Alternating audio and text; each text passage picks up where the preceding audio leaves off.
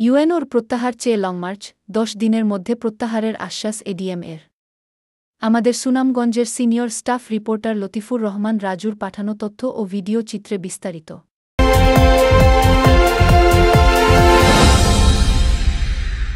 বিশ্বম্ভরপুর উপজেলা নির্বাহী কর্মকর্তার পদত্যাগসহ ৩ দফা দাবিতে লংমার্চ করেছে ছাত্র জনতা ও সাধারণ নাগরিক সমাজ।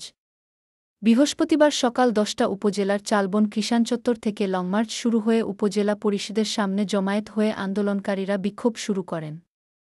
এ সময় ছাত্র জনতা ও সাধারণ নাগরিক সমাজ মিছিলে মিছিলে উত্তাল হয়ে ওঠে উপজেলা পরিষদ এলাকা। বিগত সরকারের নিয়োগপ্রাপ্ত উপজেলা নির্বাহী কর্মকর্তা মফিজুর রহমানের অপসারণ, দুর্নীতি, অনিয়মের বিচার, চলতি মাসের ৪ তারিখ শান্তিপূর্ণ মানববন্ধনে হামলায় জড়িতদের আইনের আওতায় আনা, উপজেলার পর্যটন ও উন্নয়ন ধ্বংসের জন্য এই ইউএনওর দায়বদ্ধতা তুলে ধরার দাবি জানান আন্দোলনকারীরা। বক্তব্য দেন সুনামগঞ্জ বৈষম্যবিরোধী ছাত্র আন্দোলনের আহ্বায়ক ইমনুদ্দুজা ইমন। শফিকুল ইসলাম জনি। বিক্ষোভের মাঝেই ঘটনাস্থলে উপস্থিত হন অতিরিক্ত জেলা ম্যাজিস্ট্রেট ও ডিডিএলজি মোহাম্মদ রেজাউল করিম। পরে তিনি আন্দোলনকারীদের প্রতিনিধিদের সঙ্গে উপজেলা নির্বাহী কর্মকর্তার অফিসে আলোচনায় বসেন।